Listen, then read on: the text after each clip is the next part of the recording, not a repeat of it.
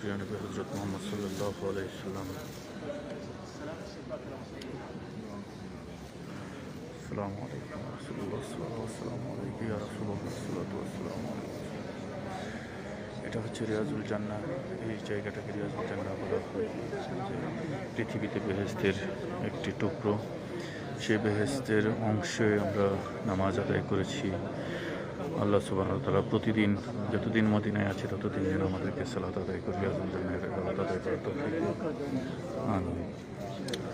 আবার রাসূল সাল্লাল্লাহু আলাইহি ওয়াসাল্লামের আমরা এখন